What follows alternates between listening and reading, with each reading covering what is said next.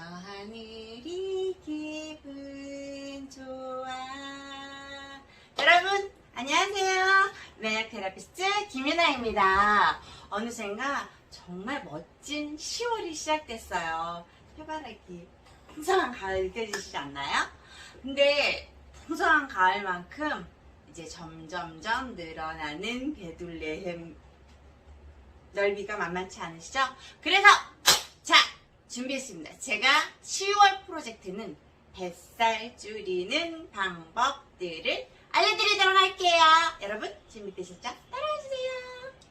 자 여러분 그럼 다이어트에 대해서 얼만큼 성공하셨나요? 여러분들이 생각하기에 다이어트에 실패되는 조건들이 몇몇 가지들이 많아요. 하지만 그걸 다 깨닫지 못하고 사람들이 하다 보니까 계속 실패만 하고 뭘 먹어야 되나? 뭘 이걸 해봐야 되나? 저걸 해봐야 되나? 운동하지 않아서 그래. 그렇지만 뭐 요즘에는 알약도 있고 이런 것들 있잖아요. 자 그러면 오늘의 집중 공략할 수 있는 것들 어떤 것들이 있는지 다이어트에 왜 실패를 하는지 그거에 대해서 집중적으로 알아보도록 할 거예요. 자, 첫 번째는 보통 다이어트에 실패하는 원인 중에 킬로그램 수에 굉장히 연연해요. 체중에 대해서. 사람들이 체중계 갖고 다니면서 측정하나요? 그거 아니잖아요. 그쵸? 그러면 눈바디에, 요즘에 눈바디라고 하잖아요. 눈바디에 초점을 맞춰야 되는데 슬림 하면 당연히 킬로그램 수가 적게 들겠죠. 그렇기 때문에 자꾸 체중계에 연연하지 마시고요. 전신 거울을 보시고 내 몸에 나체를 보는 거예요. 정말 어디가 문제, 특히 옆선에서 봤었을 때 어디가 문제인지 정확하게 판단할 수 있는, 그래서 숫자로 내 머릿속이 기억을 하는 게 아니라 눈으로 직접 내 몸을 충격적으로 받아들여야 되는 거예요. 아셨죠? 체중에 연연하지 말 것, 눈바디에 집중할 것. 아셨죠? 그리고 그 다음에는 어느 정도의 만약에 킬로그램 수를 한다고 하면 목표의식이 그냥 무작정 5kg, 뭐 10kg 이렇게 되는 거예요. 그렇게 하지 마시고요. 저는 69kg, 71kg까지 나갔었던 사람이라서 믿어지지가 않으시죠? 하지만 저는 다이어트에 성공을 해서 체질적으로 체질 변화도 하였고 그래서 유지를 하고 있어요. 그렇다 보면 여러분들이 집중해야 될 거는 킬로그램 수를 몇 킬로그램을 목표를 너무 많이 세우지 마세요. 사람은 머릿속에서 내가 할 수 있는 범위가 넘어서 버리면은요 내가 한계점을 그거를 못 이겨내요. 그렇기 때문에 자 어떻게 하셔야 되느냐, 일주일에 200g씩만 빼는 거예요. 일주일에 200g. 그게 뭐 무리지는 않을 거 아니에요. 그런데 그게 점차 그것도 일주일에 200g이면요 한 달이면 벌써 800g이에요. 그쵸? 그러다 보면 이 숫자의 개월수를 늘려가면서 분할을 시키는 거예요. 특히나 집중적으로 할 때에는 이틀에 100g 뭐 요렇게 집중적으로 하다 보면 또 과도기가 있어요. 그 정체기라는 시기가 있는데 어느 정도 살이 뭐 60kg에서 빠진다면 60kg에서 쪽쪽쪽쪽 한 뭐 57kg는 굉장히 잘 빠져요. 한 3kg 정도는 굉장히 잘 빠지거든요. 그렇지만 이제 여기서부터 정체기가 되는 거예요. 57kg에서 55kg까지 가는데 엄청난 그 노력이 필요해요. 근데 그 정체기가 2주 이상 버티잖아요. 그러면 또 다시 또 내려가요. 그러니까 그거를 갖다가 여러분들이 수치화해서 킬로그램 수를 줄인다고 하시면 그렇게 좀 단계별로 100g, 뭐 200g 이렇게 키로 수를 너무 뭉뚱거려서 빼지 마시고 그램 수로 줄여서 시작하시라는 거예요. 자, 그 다음에는 어떤 또 방법이 있을까요? 다이어트에 실패하는 방법. 굶는 다이어트 절대 안 되는 거 아시죠? 굶는 다이어트를 하시다 보시면 굶었을 때에는 뭐 체중이 조금 유지가 되거나 빠지거나 그렇지만 그걸 다시 먹게 됐었을 때는 오히려 내가 그동안 내 몸이 어떻게 받아들이냐면 그동안에 몸의 에너지를 못 채웠기 때문에 이거는 채워 넣어야 하고 축적이 돼요. 그러다 보니까 이게 오히려 더 많은 지방세포로 변한다는 거예요.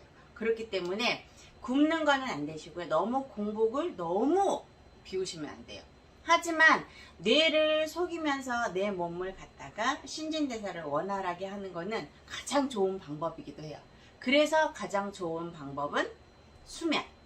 수면을 기본적으로 다이어트를 생각하신다고 하시면 8시간 8시간을 유지하시면 살이 저절로 빠져요. 정말 8시간 푹 안 주무시는 분들이 꼭 비만 세포들이 늘어날 수밖에 없거든요. 정상적인 세포들이 원활하게 활동하지 못하기 때문에 비만 세포가 더 늘어나고 더 부피가 커지는 거거든요. 자, 그리고 수면 시간 절대적으로 유지하실 것. 최소한 6시간에서 8시간. 아셨죠? 그게 수면의 비법이 오히려 날씬한 몸으로 갈 수 있는 비법 중에 하나라는 거예요. 그래서 다이어트를 시작하시면 절대적으로 수면은 절대 꼭 지켜야 할 수칙인 거 아셨죠? 그리고 오늘 또 뭐가 있을까요? 실패 요인들. 음식 중에 음식은 먹어서 내 몸 안에 어떻게 소비되느냐에 따라서 살이 찌기도 하고 오히려 더 빠지기도 해요.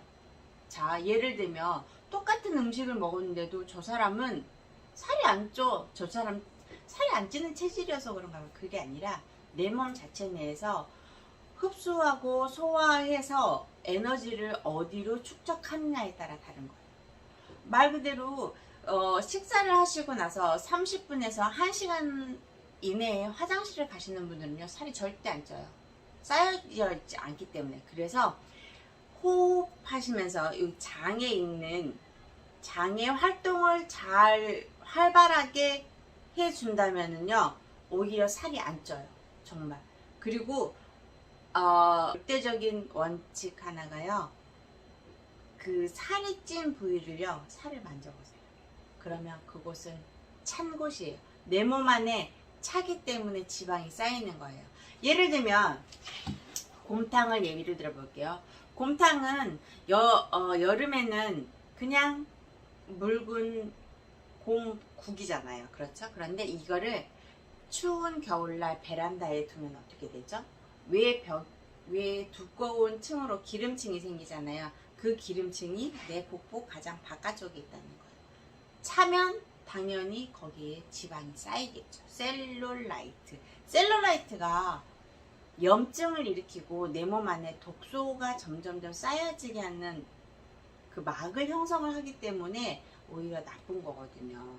자, 그래서 체온을 항상 끌어올려야 돼요. 그런데 여기에서 중요한 팁은, 사람들이 살이 찐 사람들은 땀을 흘리잖아요. 땀을 흘리는데 여기 주위에서만 흘려요.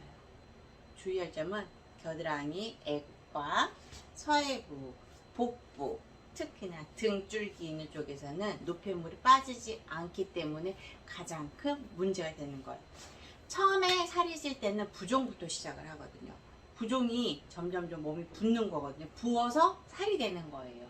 그래서 붓지 않게 하기 위해서는 저녁 6시 이후로는 짠 국물이라든지 그 정제된 나트륨 있죠? 나트륨이 나쁘지는 않아요. 나트륨이 우리 몸 안에 신진대사를 일으키는 데 있어서 꼭 필요한 요소이기도 하기 때문에 나트륨이 나쁘진 않는데, 정제된 나트륨, 그래서 흰색 소금 있죠? 그러니까 천일염이 아닌 그냥 가는 소금이라든지 이런 음식의 요리에 들어가는 그런 정제된 그 솔트가 우리 몸에 나트륨을 안 좋은 방향으로 이렇게 흐르게 만들게 되는 거거든요. 그렇기 때문에 저녁 6시 이후에는 되도록이면 찌개 절대 안 되고요.